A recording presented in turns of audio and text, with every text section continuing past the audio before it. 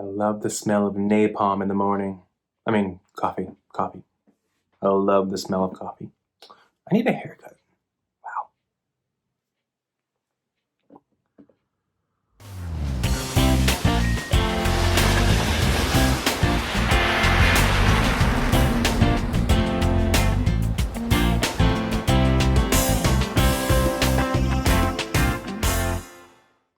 Welcome back, class, to another YouTube lesson with Mr. Rodriguez. In this lesson, you're going to have to go ahead and read pages 202 to 205 in your My World Interactive textbook. That's Topic 3, Lesson 4. Today, we are going to learn about Thomas Jefferson and the purchase of the Louisiana Territory.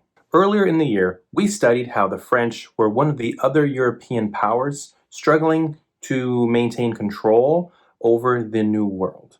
France controlled the area which was known as the Louisiana Territory. It extended from the Mississippi River all the way to the Rocky Mountains, and then from the Gulf of Mexico up to British North America, which we call Canada. The most important feature of the Louisiana Territory was the New Orleans port. Obviously, a lot of Americans, particularly farmers, would use the Mississippi River to transport their goods south, and they would use the New Orleans port to ship their products. For a time and a season, Spain controlled the Louisiana Territory, but they ended up returning power and control of that territory back to France, which alarmed President Thomas Jefferson, who wanted to keep that port open for Americans. One of Jefferson's other concerns about France taking over the territory again was that France at the time was under the power of Napoleon Bonaparte, who was at the time waging war in Europe. Jefferson's concern was that Napoleon would take that thirst for power, that desire to expand the French Empire into the New World, right? Into what was the North American continent, and threaten the young United States of America. As it turns out, Jefferson didn't really have to be too concerned about that. Napoleon had some difficulty trying to take control of territories like Haiti, and so he lost interest quickly in the New World and wanted to focus his energy, his military might in Europe. So at that point, Jefferson decided he would reach out to Napoleon through his ambassadors Robert Livingston and James Monroe, who were sent to France to see if they could purchase New Orleans from Napoleon, from the French. As it turned out, Napoleon was open to this. He needed more money to wage war, and he didn't seem to have much luck in controlling the territories he already owned. So Napoleon, through his foreign minister, Charles Maurice de Talleyrand, seemed open to negotiations. But they surprised the Americans by not only seeming open to selling the New Orleans port, but to being open to selling all of the Louisiana Territory to the Americans. After some back and forth, some haggling over the price, the Americans agreed that they would pay $15 million for the Louisiana Territory. So in 1803, the United States purchased the Louisiana Territory from France for $15 million. Keep in mind that with interest over time, the total cost ended up being more than $27 million, but still, paying $15 million for the territory was a really good deal, especially when you consider that if you were to break it down into smaller chunks, they basically paid $18 per square mile and 3 cents per acre. That's a really good deal.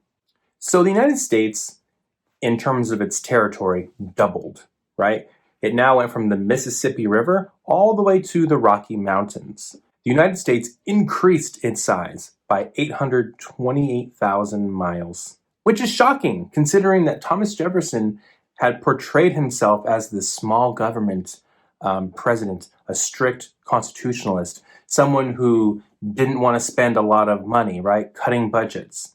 And here he was, without authority, without any power vested in the Constitution, deciding that he would purchase all of the Louisiana Territory. Remember that it's Congress who has the power to ratify treaties. It's Congress who has the power to spend money. And here's Thomas Jefferson buying new territory that would eventually be incorporated into the Union, right? Into the United States. Spending money when he doesn't have constitutional power to spend money. So the Democratic Republicans obviously supported Jefferson's purchase. The Federalists, however, were very critical of his purchase. They pointed out, obviously, that it was unconstitutional, and they were afraid of what this would mean in terms of power for the other states, if it would weaken the power of the other states. So Thomas Jefferson ended up taking the Louisiana Purchase and presenting it to Congress as though it were a treaty. And the Senate voted to ratify on October 28, 1803, by a vote of 24-7. So now the United States had all this new territory, right? They doubled in size. And now the question was what to do with it. Congress decided that they would authorize an expedition to explore this new territory. Thomas Jefferson selected Meriwether Lewis, who was his assistant, and William Clark to go and explore the Louisiana Territory, to actually map out a route that would lead them to the Pacific Ocean. He also tasked them with mapping out the physical landscapes of the territory. He also tasked Lewis and Clark to document all of the native tribes that they encountered and to relay to them, to communicate with them, that the Americans were seeking peace and wanted to do trade with them. Because the natives were obviously interacting with other nations, other countries, right? And so Jefferson wanted the natives to only trade with the United States. In their travels, Lewis and Clark ended up receiving the assistance of Sacagawea, this lady right here. And she ended up traveling with them on their journey with a child on her back. That's pretty awesome. We'll learn more about Lewis and Clark's travels in the next video lesson, but I just want to say in this video that this would actually lead to the expansion of slavery, the expansion of the United States as a nation westward, which would lead to conflicts with other countries such as Mexico.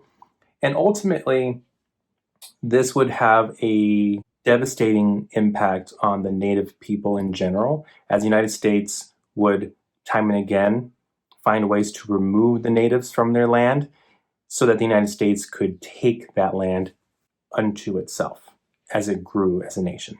So as we move forward, keep in mind that this is really the first step in the United States expanding their territory from sea to shining sea, right? From the Atlantic to the Pacific Ocean, and all the devastation that would go with that expansion. Stay tuned for the next lesson about Lewis and Clark and their travels. And that's our lesson for today. Thank you so much for watching.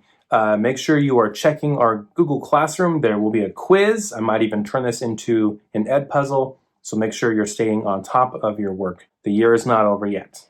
I hope that all of you are being safe, that you're healthy, and that you are enjoying your time with your family. Take care, guys. Tighten up or be cool. Stay in school. KIT, keep in touch. I don't know. Rock on, homies. I don't know. Bye, I guess.